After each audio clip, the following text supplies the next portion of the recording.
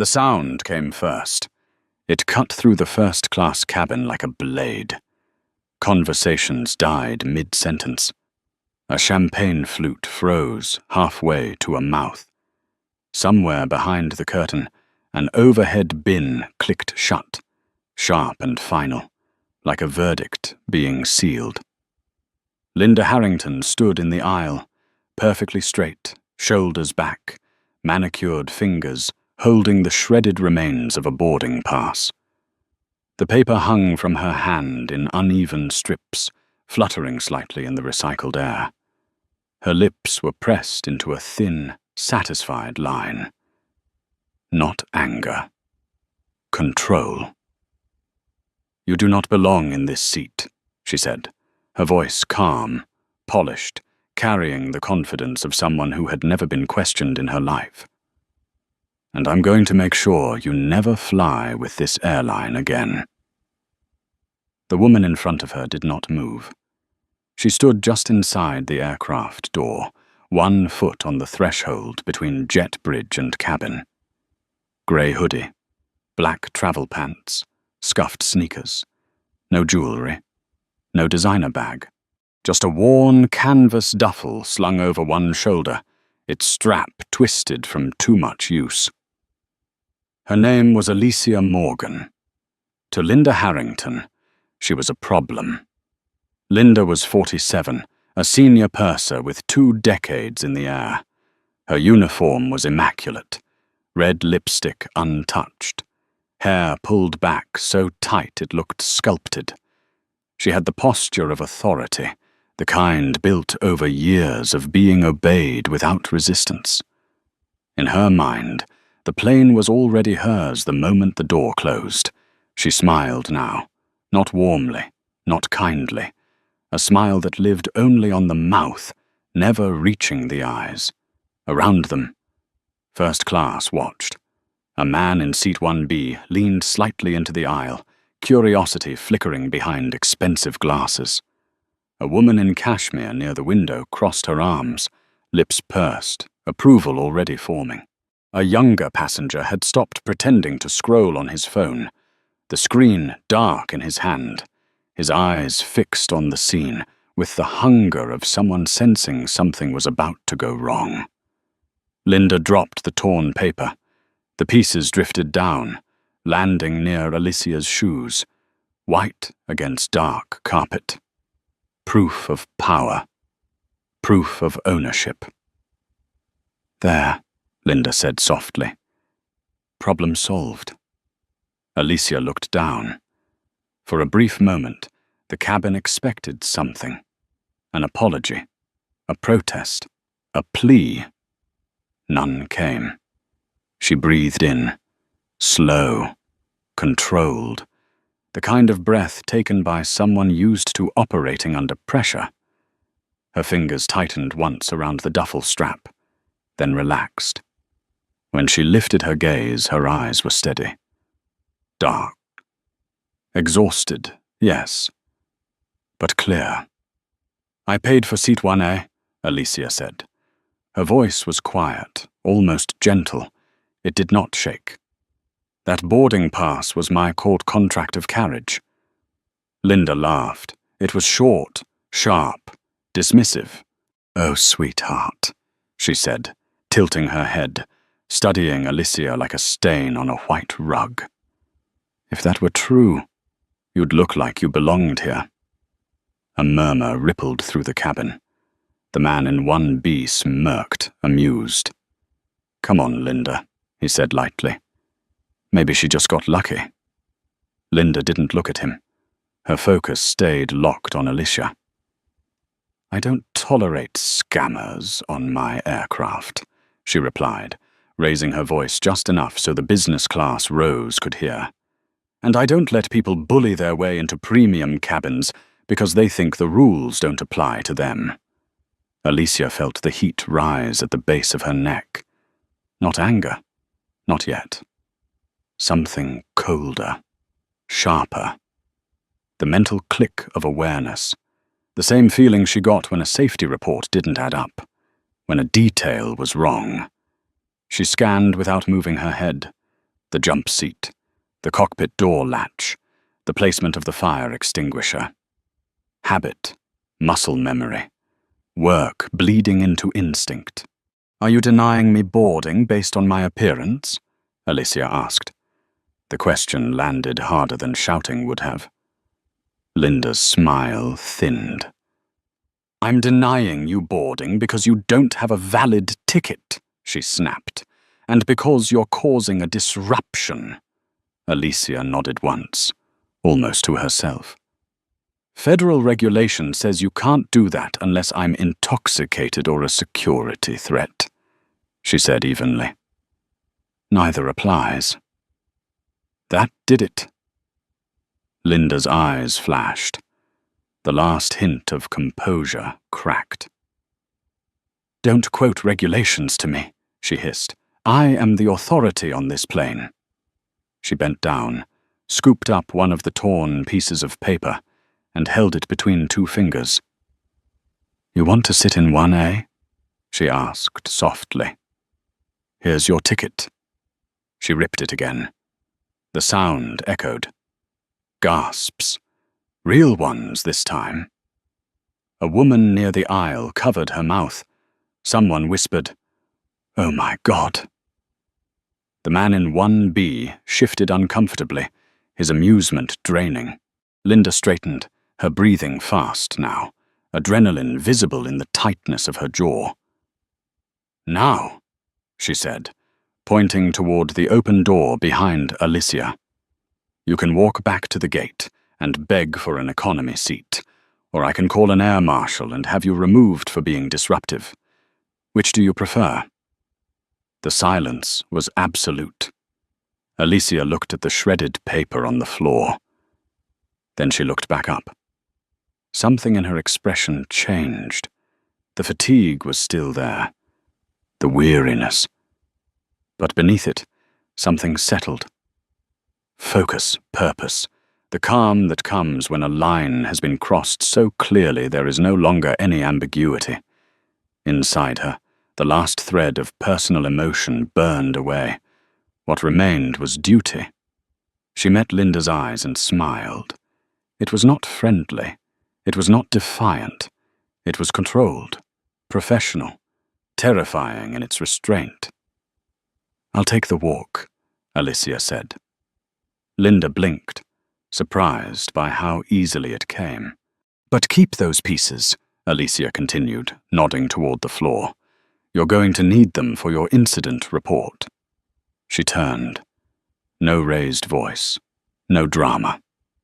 Just the soft thud of her footsteps as she stepped back onto the jet bridge, the cool air washing over her face. Behind her, the cabin buzzed, confused, unsettled. Linda scoffed, already turning away, barking something to a junior attendant about cleaning up the mess. None of them noticed Alicia pause just outside the door. None of them saw her reach into her hoodie pocket. None of them heard the number she dialed from memory. And none of them understood that the moment Linda Harrington tore that boarding pass, she didn't just remove a passenger from first class. She triggered a reckoning that would not stop at this plane. The jet bridge smelled like cold metal and stale coffee, and for the first time since dawn, Alicia Morgan stopped walking. She leaned one shoulder lightly against the wall, just enough to take the weight off her spine. Her pulse was steady, her breathing even. Anyone watching would have assumed she was simply another tired traveler kicked off a flight for arguing with crew. They would have been wrong. She lifted the phone to her ear as the call connected. No menu, no hold music. Just a single click, then a voice that recognized the number before the first word was spoken. "Alicia," the man said. "You're supposed to be airborne." "I was," she replied. Her tone was flat, precise. "Until a senior purser tore up my boarding pass and attempted to deny me access to my ticketed seat." There was a pause on the line. A dangerous one.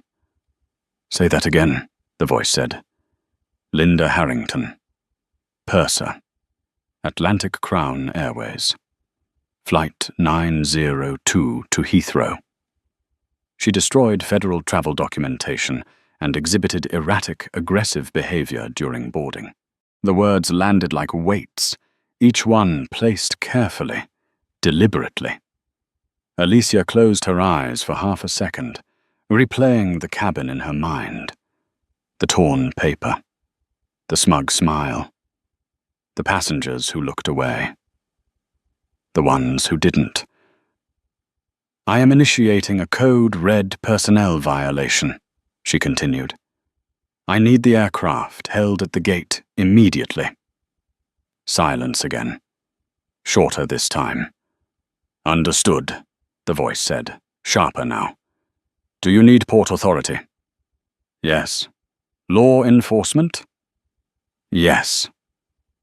Alicia straightened, eyes tracking through the glass, as the Boeing 777 sat at the gate, enormous and vulnerable. Ground crew moved beneath it, oblivious. The jet bridge was still connected. The door still open. And Sam, she added. Yes. Tell the tower not to let them push, not 1 inch. Copy that. The call ended.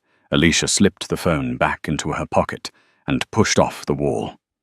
She adjusted the strap of her duffel, rolled her shoulders once, and turned back toward the aircraft. Inside the cabin, Linda Harrington was pouring champagne. The flute tilted at a perfect angle, bubbles racing upward, catching the light like tiny celebrations.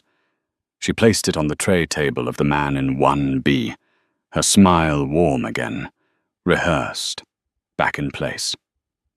So sorry for the unpleasantness earlier, she said, voice honeyed now. Some people just don't understand that there's a standard we have to maintain. The man chuckled, lifting the glass. You handled it well, he said. Can't let just anyone wander up here. Linda felt the familiar swell of validation bloom in her chest. Order restored, authority reinforced. The cabin was hers again. She didn't hear the engines spool down at first. It was subtle, a change in vibration. The low hum beneath the floor softened, then faded. The sense of forward momentum never came. A chime sounded overhead. Lights flickered, then steadied.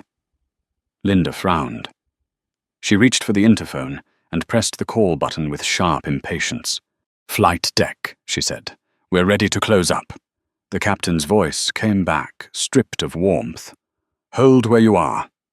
Excuse me, Linda snapped. We're holding, he repeated. Do not secure the door. Linda's jaw tightened. Captain, I have drink service started, and the jet bridge is already moving back. It shouldn't be, he replied. Open the door. Linda felt a flicker of irritation, quickly buried under professionalism. Why? There was a pause, then quieter, edged with tension. Police are on their way. Her stomach dropped. Police meant paperwork, delays, questions. For one ugly second, her mind raced through worst-case scenarios, none of them landing on the truth. She smoothed her skirt, straightened her shoulders. Understood, she said coolly. I'll handle it. She disconnected the call and turned back to the man in 1B, flashing a reassuring smile. Just a brief delay, she said. Routine. But her pulse had quickened.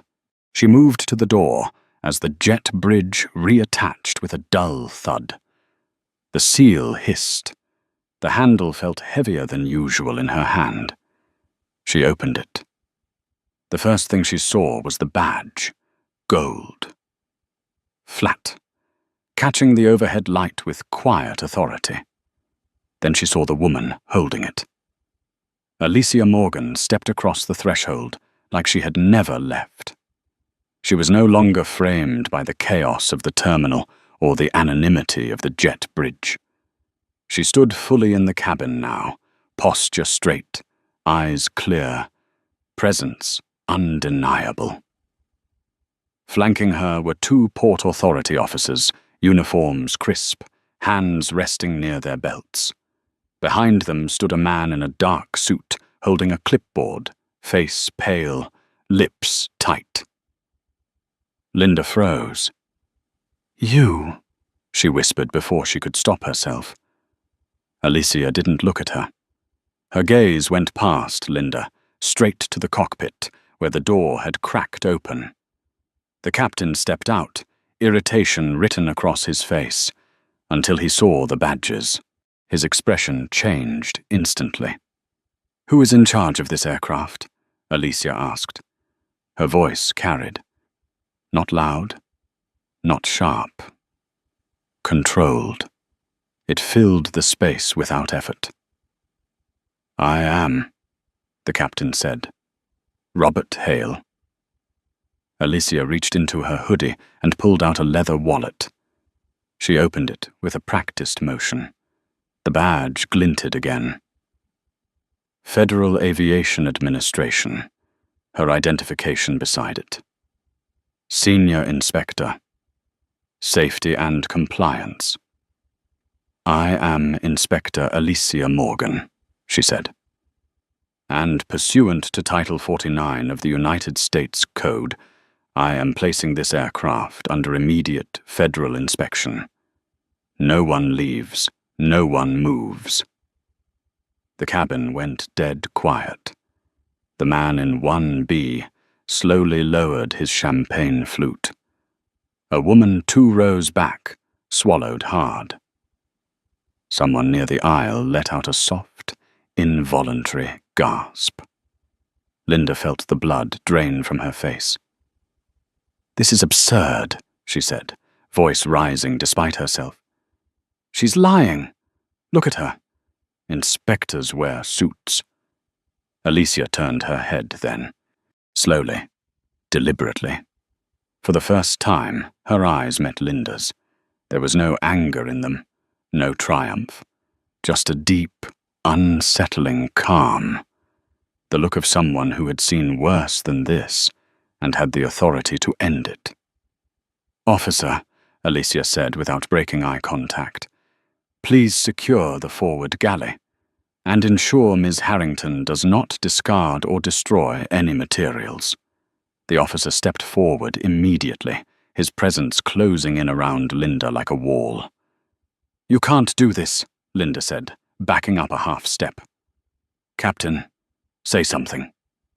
Captain Hale looked at Alicia's badge again, then at Linda. His jaw tightened. "Linda," he said quietly. "Stop talking." The word landed harder than a shout. Alicia stepped fully into the cabin now.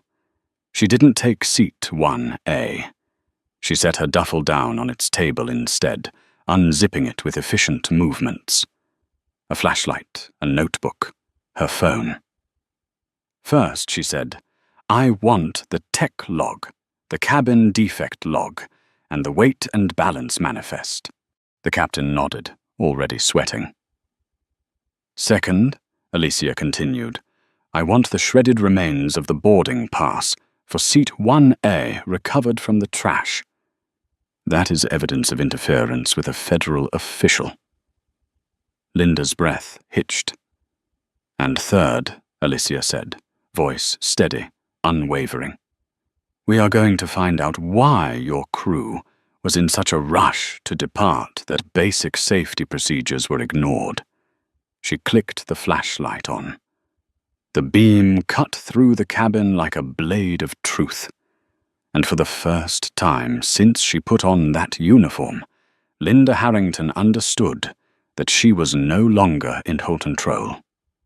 The flashlight beam moved first, slow and methodical, tracing the seams of the forward galley, the jump seat restraints, the placement of emergency equipment. Alicia Morgan did not rush. She never rushed. Rushing was how people missed hairline fractures, skipped signatures, signed their names under lies. Captain Hale stood beside seat 1A, hands clasped behind his back, posture rigid. Sweat had begun to bead at his temples. He kept his eyes on the floor, as if looking directly at her might draw the scrutiny closer. "Tech log," Alicia said without looking up. A junior flight attendant hurried forward, her steps uneven, fingers trembling as she handed over the thick binder. Her name tag read, Megan Turner. 24. Too young to be this scared. Alicia opened the log on the table, the pages whispering softly as they turned.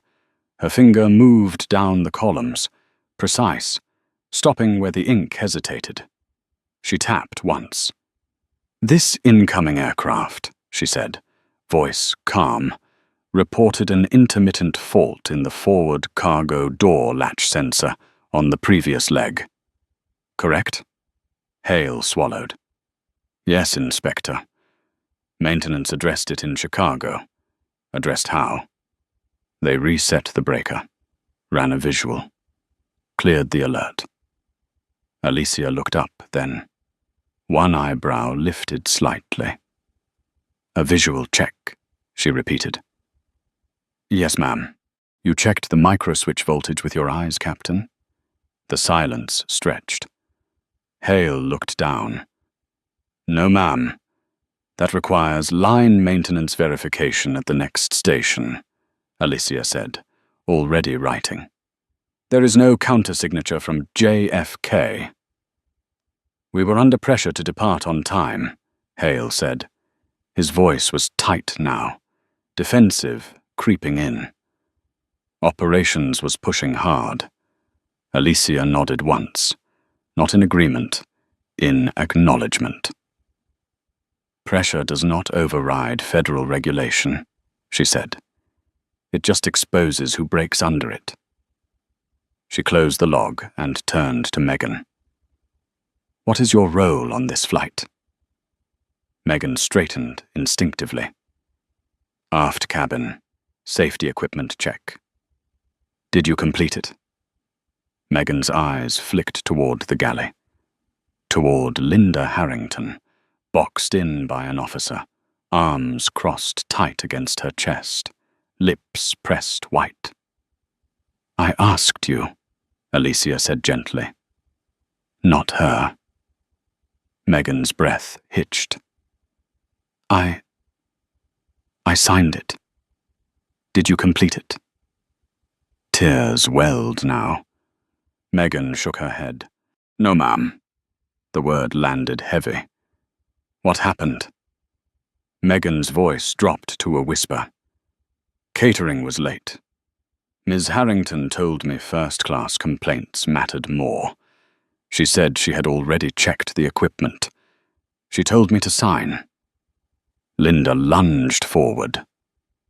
"That is a lie." The officer blocked her path instantly. Alicia didn't look at Linda. She looked at Megan, her voice softer now, steady, anchoring. "Federal law protects whistleblowers. If you tell the truth, your certificate remains intact. If you lie, it will be revoked. Do you understand?" Megan nodded, sobbing quietly. "I didn't check the fire extinguishers," she said.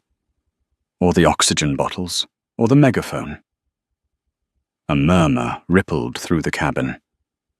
Not outrage. Fear. Alicia closed her notebook. "Captain," she said, turning back to Hale, "open the forward cargo hold." Hale blinked. "Now?" "Yes." "Why?" Alicia met his eyes fully for the first time. Because if that latch sensor was not lying, and you had reached cruise altitude, the pressure differential could have blown the door. The implication filled the cabin. Explosive decompression. Structural failure. The unspoken images flashed across faces that had moments earlier been sipping champagne. Hale's face went grey. He turned and keyed his radio. "Ground crew, we need access to the forward cargo hold. Immediately." 10 minutes later, Alicia stood on the tarmac, the cold night air cutting through her hoodie. The cargo door gaped open above her, a dark mouth in the belly of the aircraft. Maintenance personnel clustered on a lift, flashlights darting over metal. A voice shouted down. "Inspector Morgan." "Yes." "The locking pin," the mechanic called, disbelief heavy in his tone. "It's sheared." Alicia closed her eyes for half a second. What was holding it? "Friction," the mechanic said. "Gravity. Nothing else. If the plane had climbed, if turbulence had hit, if the cabin had pressurized fully. 300 people. Hale stood beside her now, shoulders slumped, the weight of it crushing him. "I almost killed them," he said hoarsely. "You almost did," Alicia replied. No softness, no cruelty, just truth. Because you were worried about an on-time departure. She turned to the officers. "Escort Captain Hale and Ms. Harrington to airport police," Linda screamed. "You can't," she shouted as cuffs snapped around her wrists. "I have seniority. I have a pension. Do you know who I am?" Officer pulled her towards the stairs. Alicia watched without expression. 2 days later, Linda Harrington sat on a beige sofa under studio lights. She wore a pastel cardigan. Her hair was looser, softer. She dabbed her eyes with a tissue as the host leaned toward her, voice sympathetic. "I was just doing my job," Linda said, voice trembling perfectly. "We have to be vigilant." She looked aggressive, disheveled. "I feared for the safety of my passengers." The host nodded. "And now you're being portrayed as the villain." "Yes," Linda whispered. "Because a federal agent obtained for toll. Over a misunderstanding." Across the country, Alicia stood in a temporary office, arms crossed, watching the screen in silence. Director Samuel Brooks leaned against the door frame behind her. "She's good," he said. "Public's eating it up." "They always do," Alicia replied. She turned off the television. But data doesn't lie. In the hangar that night, the Boeing 777 sat stripped, panels removed, its systems exposed. Alicia and her team combed through logs, digital and paper, hour after hour. Near midnight, she found it. A carbon copy slip buried in a box of archived maintenance records. Red ink, handwritten. Turbine blade, hairline, fracture detected. Recommend immediate grounding and replacement. Estimated downtime 3 days. The digital record showed nothing. Routine check, cleared. Alicia felt the chill crawl up her spine. Behind her, footsteps echoed across concrete. Arthur Pierce stepped into the light, tailored suit immaculate, smile sharp. Atlantic Crown's general counsel, flanked by men who did not look like lawyers. "Inspector Morgan," he said smoothly. "You're misinterpreting the data." Alicia held up the slip. "This was erased. Paperwork errors happen. This is attempted manslaughter." Pierce sighed and handed her a document. "Emergency injunction. You're removed from this investigation for conflict of interest. A judge's signature. Fresh." They boxed her in. "Leave the evidence," one of the men said. Alicia placed the slip on the table. Defeat washed over her face for exactly 1 second. Then she walked out. In her car, she sat gripping the wheel, knuckles white. Her phone buzzed. Unknown number. I saw the news. She's lying. I have the red book. Meet me at the TWA hotel lobby at midnight. Come alone. Megan. Alicia started the engine. The war was just beginning. The TWA hotel glowed like a preserved memory, all curved glass and muted amber light, a relic from an era when air travel still felt ceremonial. Midnight thinned the crowd to ghosts. A bartender wiped the same spot on the counter. Somewhere above, a jet roared overhead, close enough to rattle the windows, close enough to remind Alicia Morgan exactly why she was here. She sat in a low leather booth, back to the wall, black coffee untouched in front of her. Her phone lay face down on the table. She had not checked it in 10 minutes. Every instinct told her this meeting was dangerous. Every professional fiber told her it was necessary.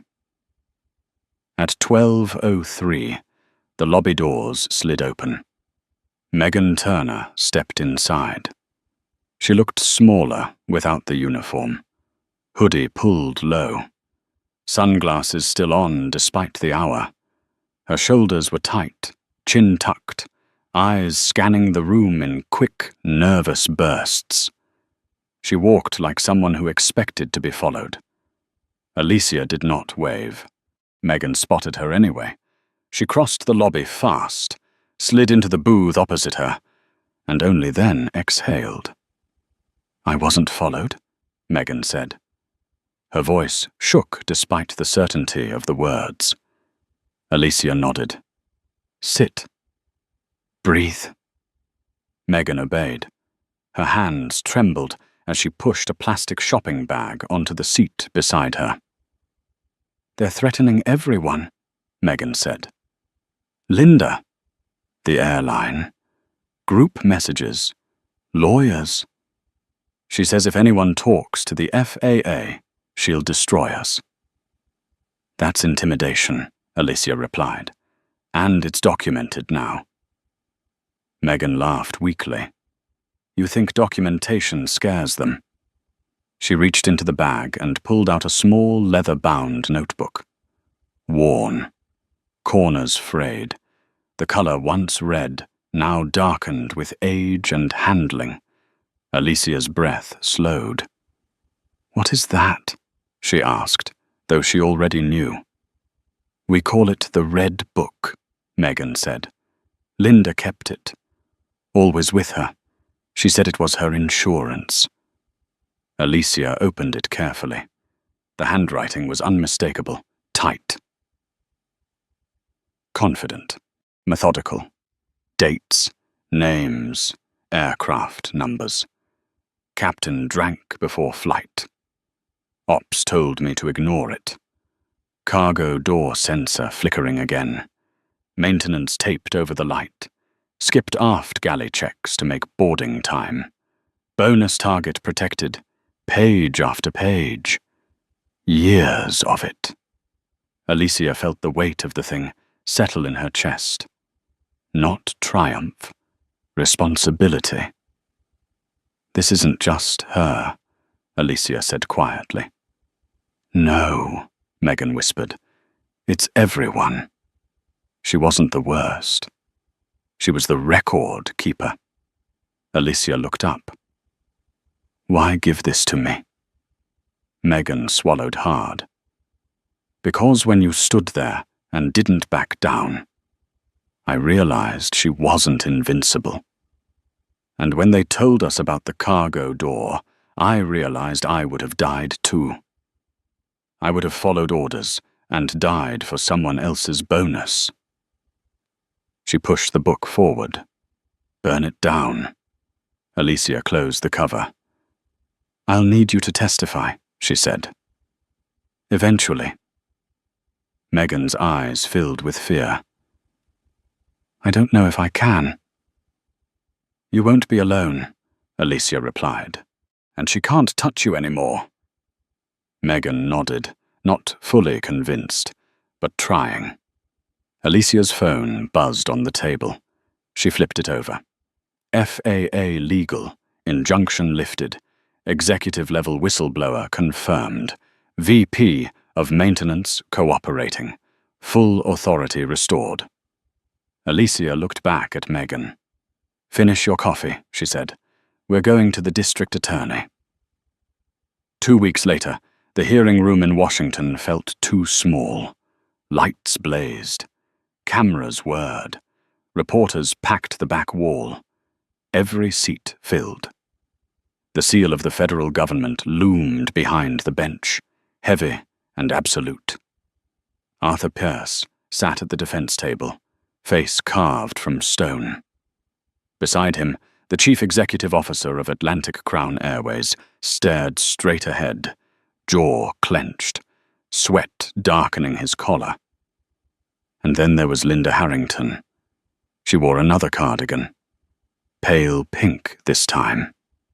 Hair loose, hands folded delicately in her lap. She looked smaller than Alicia remembered, fragile, almost kind. Almost, Linda dabbed at dry eyes as she spoke. "I was terrified," she said. "Air travel today is dangerous. When that woman boarded, she was aggressive, disheveled. I thought she was a threat." The gallery murmured. The prosecutor listened without interrupting. Linda continued, her voice breaking in all the right places. "I never knew she was an inspector. I was just trying to protect my passengers." Alicia sat in the front row, posture straight, face unreadable. Her uniform was crisp now, navy blue, badge polished.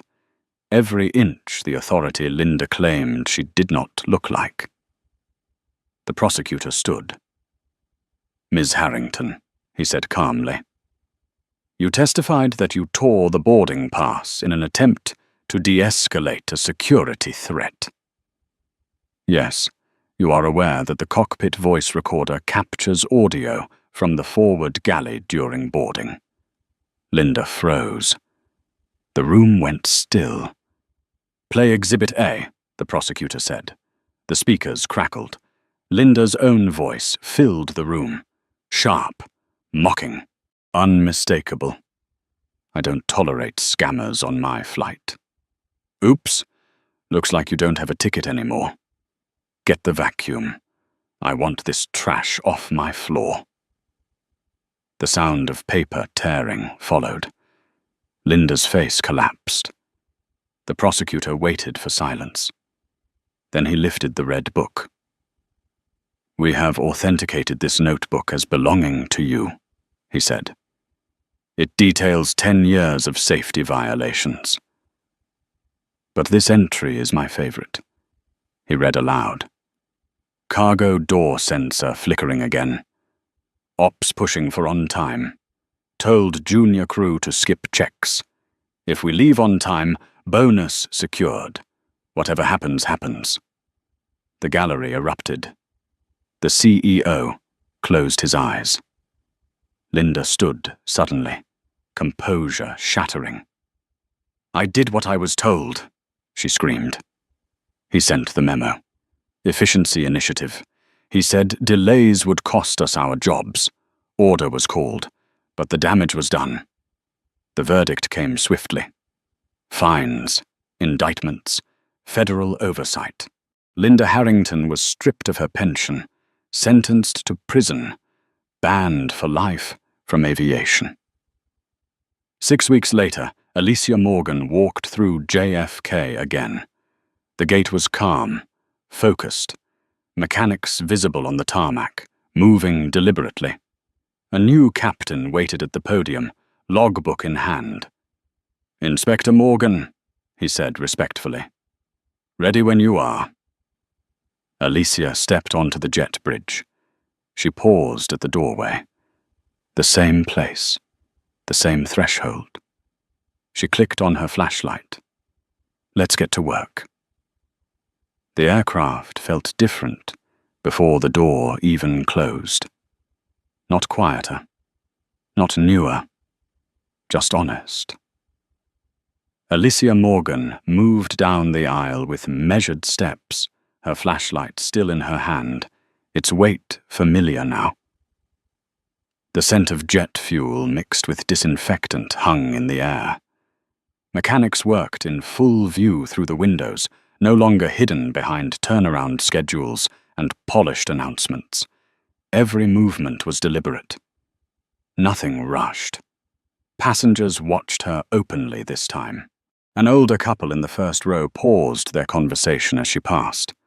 The man removed his glasses, studying her face with careful interest. The woman offered a small nod, not reverent, respectful. Alicia didn't acknowledge it. She wasn't here to be seen. She stopped at the forward galley. The new purser, a man in his early 50s with graying hair and tired eyes, stood waiting. His name tag read, Thomas Reed. He held the cabin defect log with both hands, like something fragile. "Inspector Morgan," he said. His voice was steady, but his jaw betrayed the tension underneath. "We're ready for your review." She took the log without ceremony and flipped it open. Pages clean, signatures complete. Times recorded in careful handwriting. No gaps, no corrections, scratched over in haste. "Who completed the aft cabin checks?" she asked. "I did," Thomas replied. "Myself and the lead attendant. Independently." Alicia looked up. "Why independently?" "Because redundancy saves lives," he said after a beat. "And because no one here wants to be the reason another report gets written." That earned him a glance. Brief, assessing. "Good," she said, and continued. She checked the jump seat restraints, tugged once, twice solid. She knelt to inspect the fire extinguisher gauge, the metal cool against her fingers. Green, within range. She clicked her flashlight off and on, watching the beam hold steady. In the cockpit, the captain waited with the quiet patience of someone who understood the gravity of being observed. "Captain," Alicia said as she stepped inside. He stood immediately. Early 60s, lines etched deep around his eyes. Not fear. Experience. "Inspector," he replied, "aircraft is yours." She reviewed the maintenance release. Cross-checked the log. Verified the signatures against the database on her tablet. No shortcuts. No assumptions. Outside, the engines remained silent. The delay stretched. A passenger in business class shifted in his seat, irritation flickering across his face. He checked his watch, then glanced toward the cockpit door. The old reflex stirred, the expectation that someone, somewhere, should hurry. He caught Alicia's eye through the glass. For a moment, he looked like he might complain. Then he saw the badge. He leaned back instead. By the time Alicia stepped back into the aisle, the cabin had settled into something rare. Acceptance.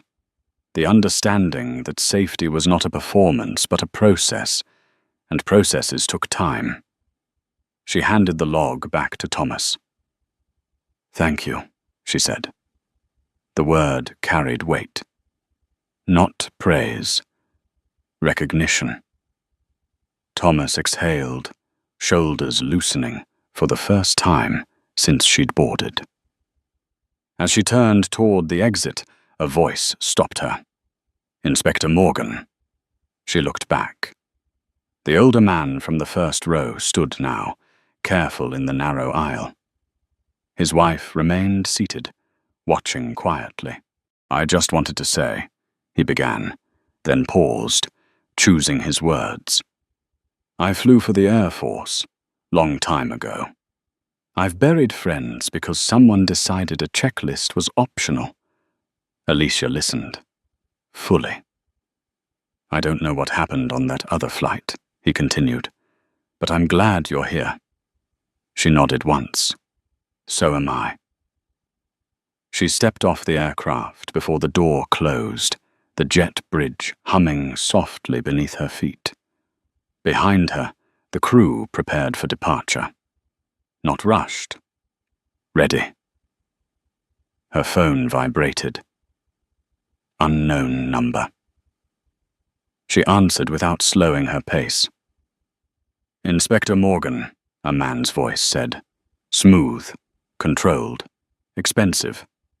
This is Richard Coleman, chairman of the Atlantic Crown Board. Alicia stopped walking. Yes, she said. We'd like to discuss moving forward, Coleman continued. The situation has been disruptive, stock volatility, media pressure. There may be a way to resolve things amicably. Alicia looked through the glass at the aircraft, at the crew doing their jobs, at the passengers who would never know how close they had come to being a headline. There is no amicable resolution to systemic negligence, she replied. A pause. Short. Calculated. We are prepared to offer you a consulting role, Coleman said. Substantial compensation. Influence. You could help shape policy from the inside. Alicia smiled. Not for him. For the clarity of the moment. No, she said. You can save your money for the fines. She ended the call and continued down the jet bridge as the door sealed behind her. The engine spooled up. This time, when the aircraft pushed back, it did so cleanly, deliberately, safely. 3 months later, the industry felt the aftershocks. Atlantic Crown Airways operated under federal oversight. Audits were unannounced, schedules padded, bonuses tied to compliance, not speed. Executives testified. Manuals were rewritten. Training hours doubled. Other airlines watched closely. Quiet memos circulated. Policies changed before inspectors arrived. The culture shifted, not from fear, but from exposure.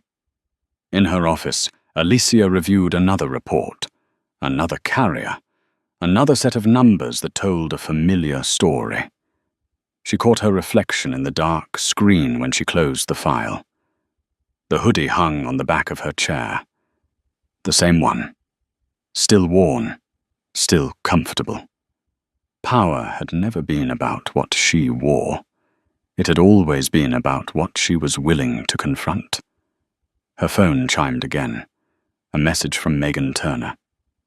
Passed my check ride today. Thank you for not letting me be quiet, Alicia typed back. You were never quiet, you were unheard. She stood, slipping the hoodie over her shoulders as she headed out into the evening. Planes roared overhead, lights blinking against the darkening sky. Hundreds of lives every minute, trusting systems they would never see. Someone had to see them, and she would. The news cycle moved fast, but consequences moved faster.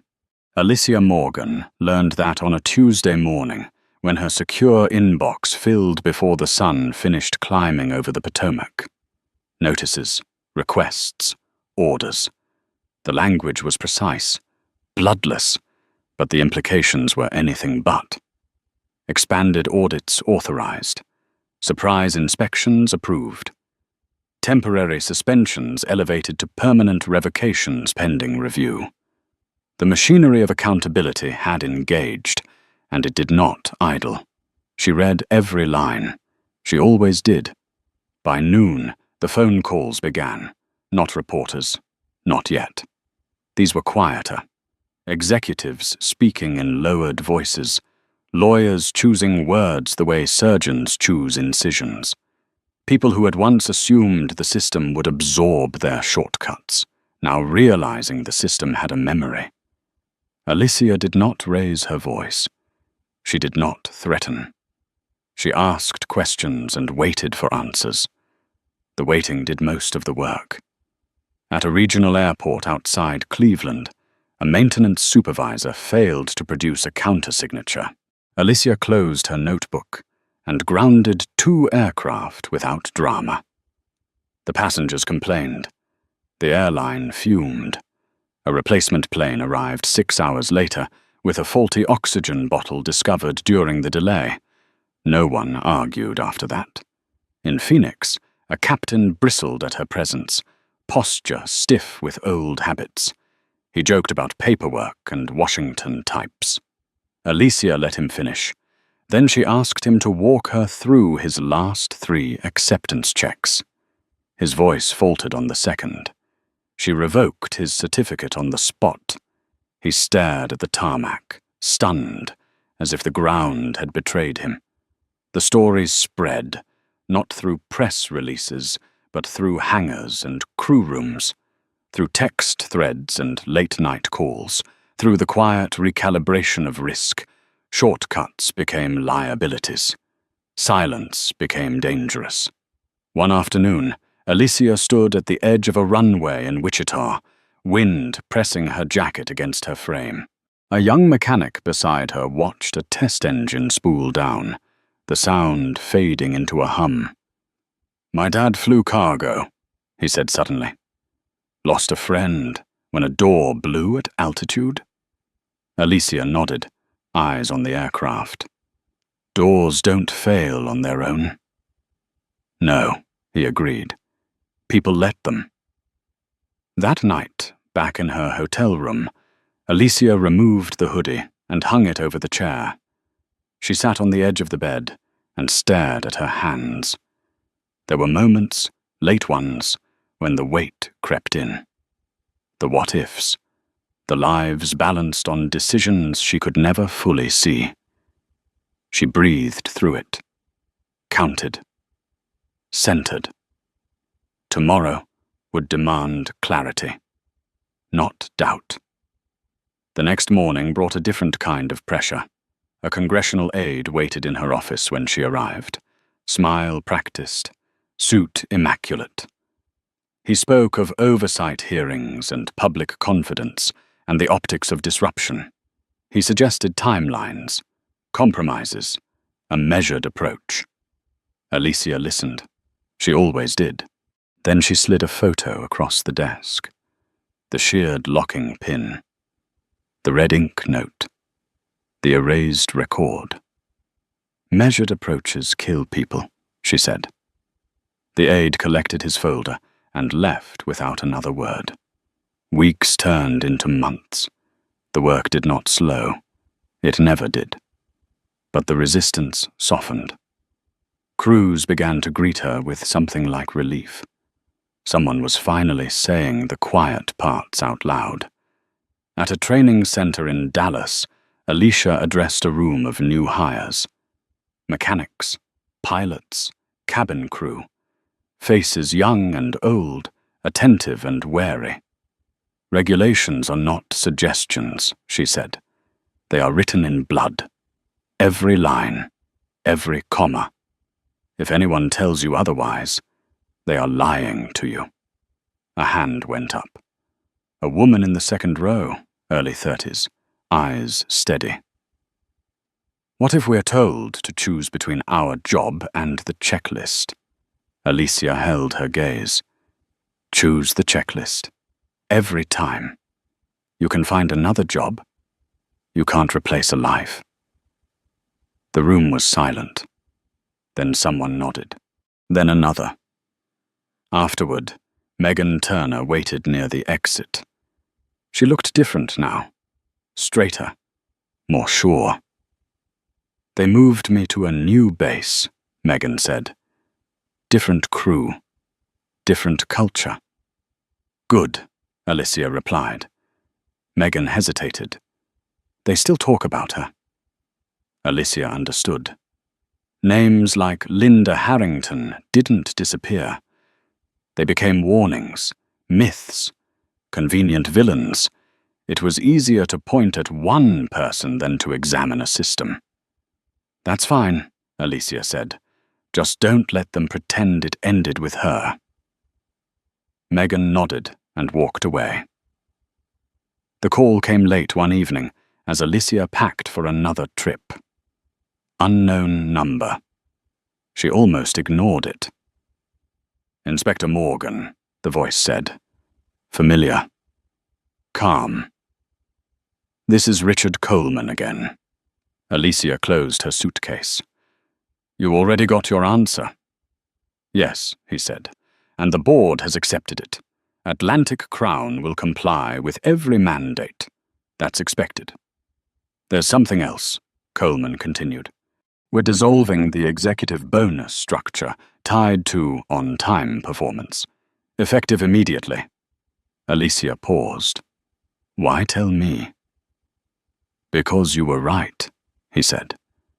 "And because this industry doesn't change unless someone forces it to look at itself." She considered that. "Change doesn't come from confession," she said. "It comes from consistency." "I know," Coleman replied. "We're going to try." When the line went dead, Alicia sat for a moment in the quiet. Outside, a plane passed overhead, lights blinking in a steady rhythm. Controlled, predictable, safe. That was the goal, not justice as spectacle. Safety as default. Months later, at JFK, Alicia walked the same terminal where it had all begun. The floor shone. The announcements echoed. Travelers hurried past with the same mix of impatience and hope. At the gate, a young gate agent glanced up, saw the badge, and straightened instinctively. "Good afternoon, Inspector," he said. "We're ready whenever you are." Alicia smiled faintly, not because of the deference, but because of what it represented: awareness, accountability. She stepped toward the jet bridge, the familiar hum rising beneath her feet. At the doorway, she paused, hand resting briefly on the frame. Not to remember, to measure. The industry was cleaner now, not perfect. It never would be.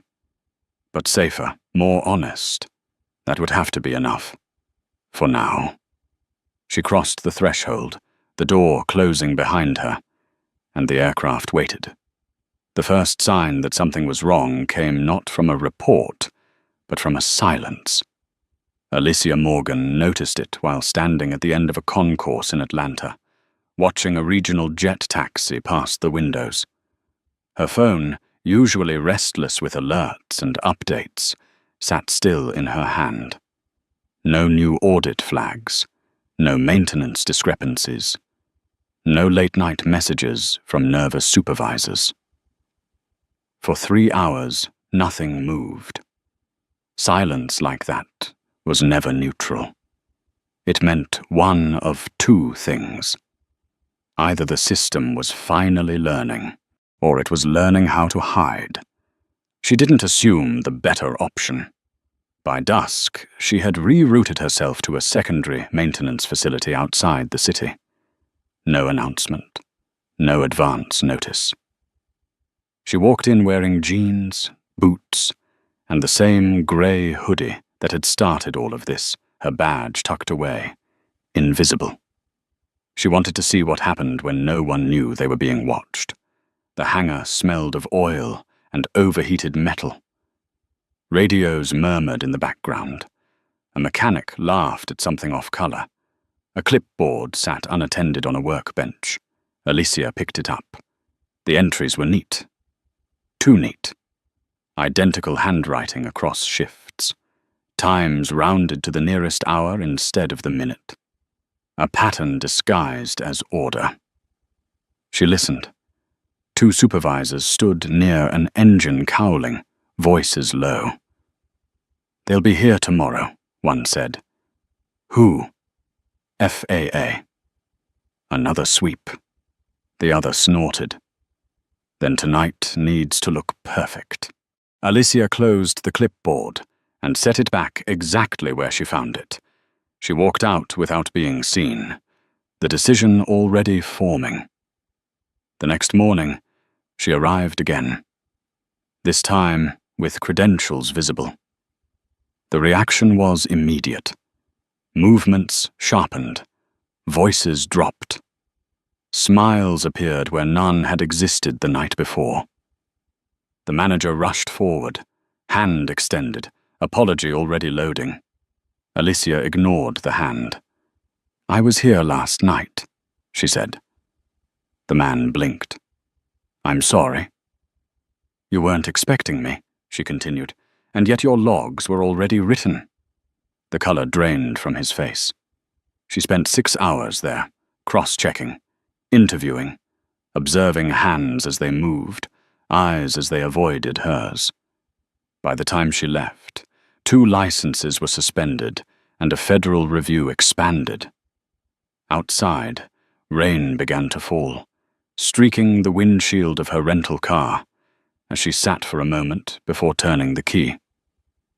She didn't feel satisfaction. She felt resolve. They were adapting. So would she. The shift came quietly, not in a courtroom, not on television, in training rooms, in union meetings, in the way captains started asking questions they had once waved away, in the way junior mechanics stopped lowering their voices when they raised concerns. One evening, Alicia stood at the back of a large auditorium in Seattle, listening as a veteran pilot addressed a room full of new hires. I don't care how late we are, he said. I don't care who's calling from operations. If something doesn't feel right, we stop. Someone in the crowd laughed nervously. The pilot didn't smile. I've seen what happens when we don't. Alicia turned and left before anyone noticed her. Not every battle was so clean. In Miami, a carrier's legal team filed an injunction overnight, citing economic harm and overreach. Alicia read the filing at 4 a.m, coffee cooling beside her, eyes scanning familiar arguments dressed in new language. She counted by noon. The judge denied the motion before sunset. In Denver, a senior executive confronted her in a hallway, voice tight with barely concealed rage. You're destroying an industry, he said. Alicia met his stare. No, I'm exposing it. He shook his head. People will stop flying. They'll stop dying first, she replied, and walked away. The pressure followed her home. Alicia's sister called one night, voice cautious. You're all over the news again. I know. They're saying you're reckless. Alicia looked out the window at the city lights. They said that about seatbelts, too. There was a pause, then a quiet laugh. Mum would be proud, her sister said. That mattered more than the headlines. The moment that changed everything came from an unexpected place. A handwritten letter arrived at her office, forwarded from a rural airport in Montana. No return address. The paper smelled faintly of fuel. It read simply, I was on flight 902. I never knew how close we came. Thank you for not letting them hurry. Alicia folded the letter carefully and placed it in her drawer. She didn't keep many things. The industry began to respond not with words, but with behavior. Schedules adjusted, buffers added, maintenance cycles extended. The quiet, dangerous pride in making it work gave way to something slower and safer. Doing it right. At a conference in Chicago, Alicia was asked to speak. She stood at the podium, the room filled with executives and engineers and regulators. "I don't want applause," she said. "I want boring flights. I want nothing to happen. I want every person who steps onto an aircraft to arrive without ever knowing my name." The room was silent. Then someone stood. Then another. Not applause. Commitment. Late that night, back in her hotel room, Alicia sat on the bed and finally allowed herself to feel tired. Bone-deep, earned exhaustion. She set an alarm for dawn and lay back, staring at the ceiling. Her phone buzzed once more, a message from an unfamiliar number. "We changed the procedure. No one skips checks anymore. Just wanted you to know." No name. No explanation. She closed her eyes. The next morning, she boarded another plane. Different city, different crew. Same routine. She paused at the door, flashlight in hand, the familiar weight grounding her. The purser nodded. Not nervous, not defensive. Ready. Alicia stepped inside.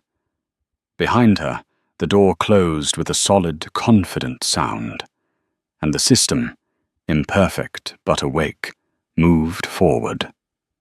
The call came at 3:17 in the morning, sharp and insistent, cutting through the dark like a warning siren. Alicia Morgan answered before the second ring. Yes.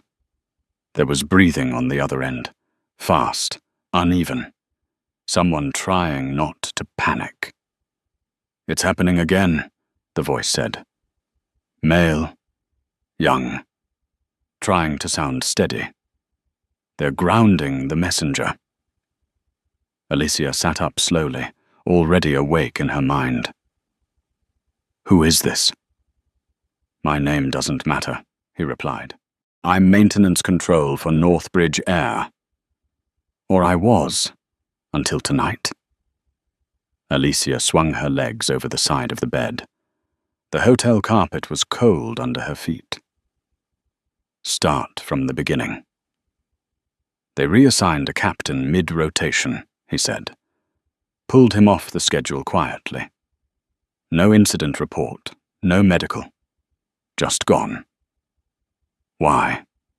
Because he refused to sign an acceptance on an aircraft with a recurring bleed air anomaly. Alicia closed her eyes for a brief moment. Bleed air was not minor.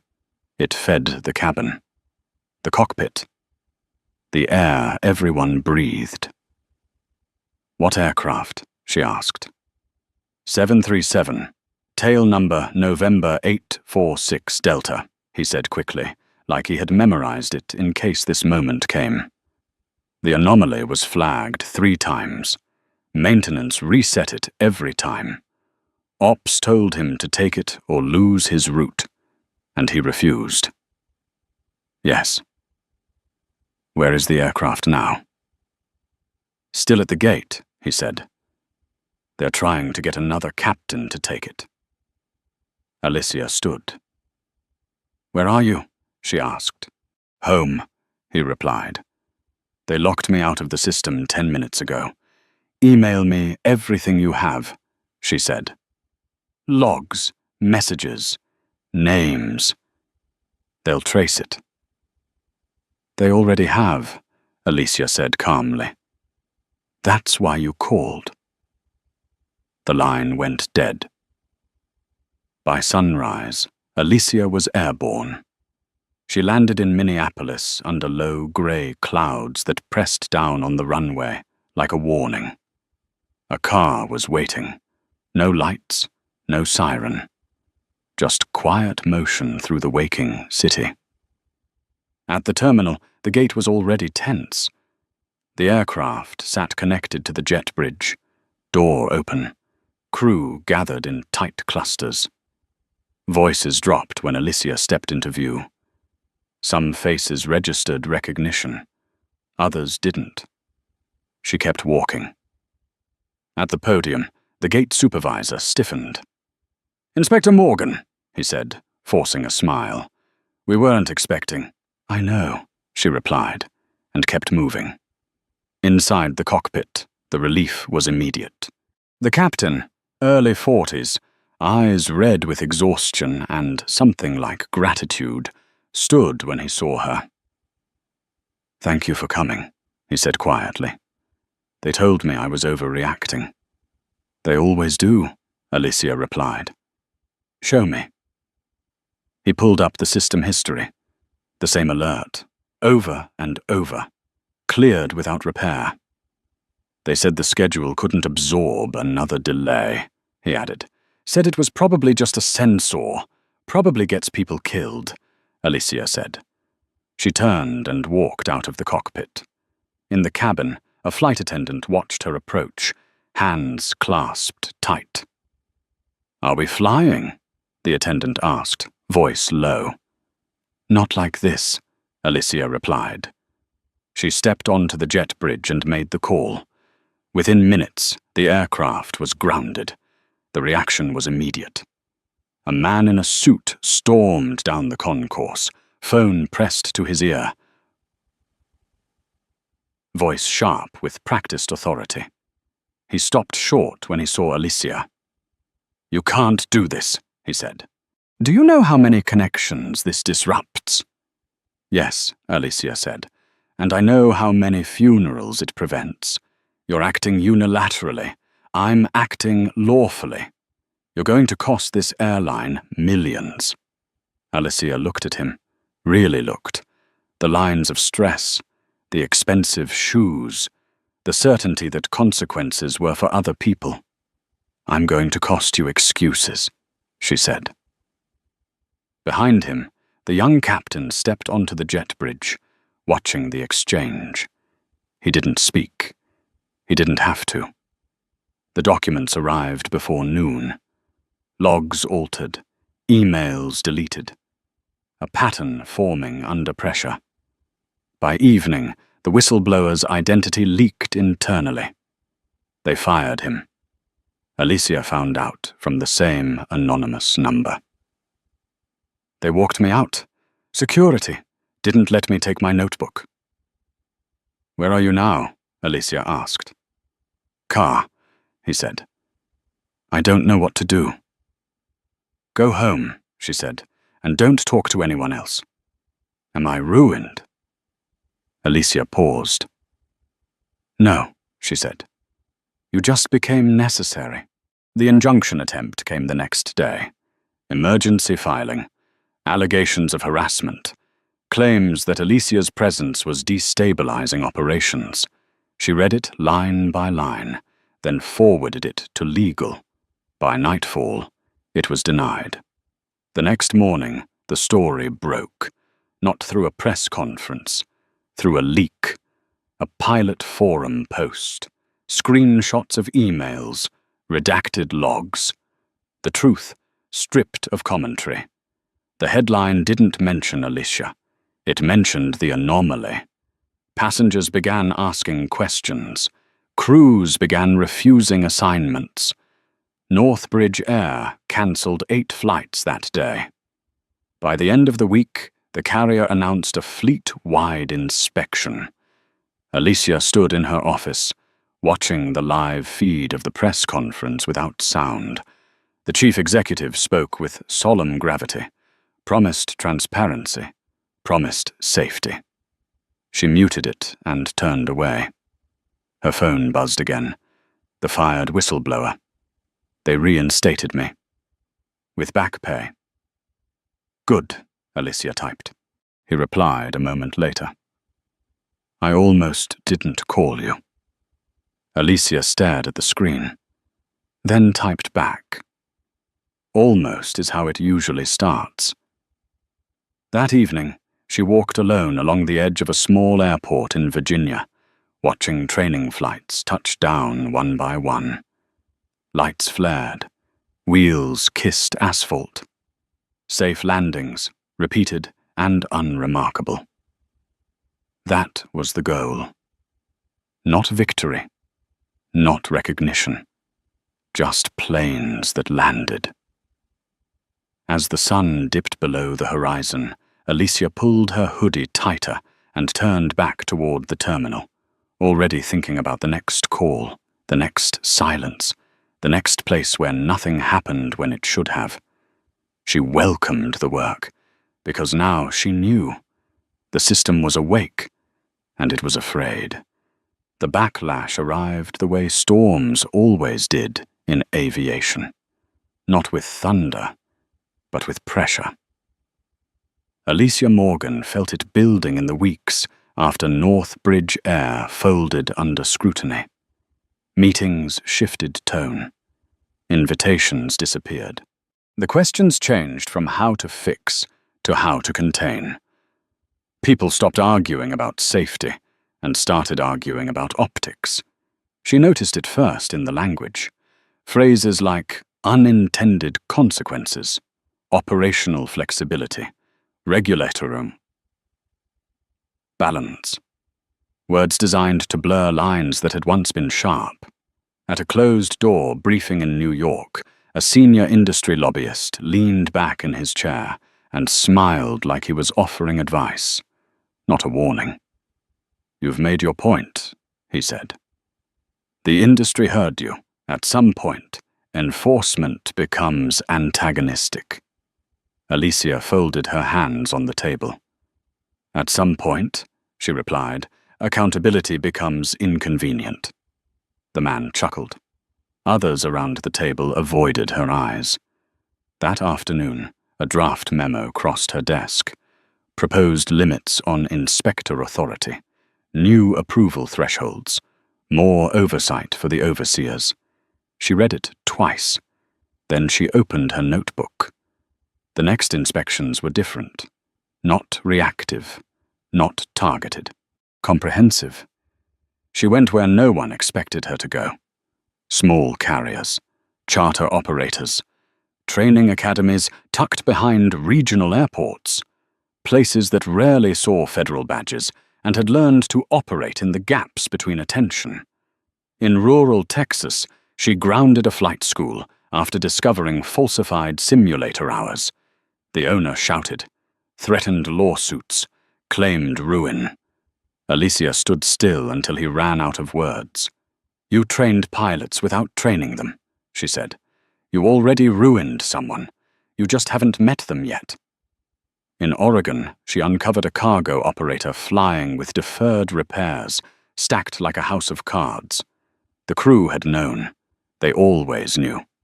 But they also knew the margins were thin and the penalties abstract. Until they weren't. The stories followed her now. Not the headlines, but the whispers. Inspectors started calling her for advice. Junior staff asked to be assigned to her audits. Senior officials watched from a distance, measuring risk. At home, the pressure found quieter ways in. Her sister called again, voice careful. "Someone left a note on my car." Alicia closed her eyes. What did it say? Nothing specific. Just enough. Alicia drove to see her that night. They sat at the kitchen table long after midnight, the house dark, the hum of the refrigerator filling the silence. "I don't want you to stop," her sister said finally. "I just want you to be careful." Alicia reached across the table and squeezed her hand. "I am." It was true. Careful didn't mean quiet. The breaking point came from inside the agency. An internal review panel convened with little warning. Officially routine. Unofficially, anything but. Alicia sat alone at the end of a long table as questions came in measured tones. About consistency. About discretion. About whether her actions reflected personal crusade rather than policy. She answered each one plainly, with documentation, with dates, with outcomes. When the chair finally leaned forward and asked, "Do you believe the industry sees you as adversarial?" Alicia did not hesitate. "Yes," she said. A ripple moved through the room. And are you concerned that this perception undermines cooperation? Alicia met his gaze. I am concerned that cooperation without consequence is collusion. The review ended without resolution. 2 days later, a document leaked, not to the press, to the pilots, an internal draft outlining proposed rollbacks, reduced inspection scope, extended compliance timelines. Language softened just enough to matter. The response was immediate. Captains began refusing flights. Mechanics filed reports en masse. Unions demanded answers. Alicia watched it unfold from her office, the pattern unmistakable. This time, the system wasn't hiding. It was choosing substitutes. The call she had been expecting came that evening. Director Samuel Brooks didn't bother with pleasantries. They're trying to box you in. I know, Alicia said. They think if they slow you down, things will settle. Things never settle, she replied. They either improve or decay. Brooks exhaled. You've made enemies. I made standards, Alicia said. They mistook that for hostility. There was a pause. Be ready, he said. This goes higher. It did. A congressional hearing was announced. Public, televised, framed as a review of regulatory overreach. The irony wasn't lost on her. The night before, Alicia sat alone in her apartment, suit laid out on the chair, hoodie folded beside it. She turned the red book over in her hands. Not the original. A copy. Evidence catalogued and preserved. She thought of Linda Harrington, of North Bridge, of the quiet phone calls in the dark, of the people who had almost boarded planes that would never have landed.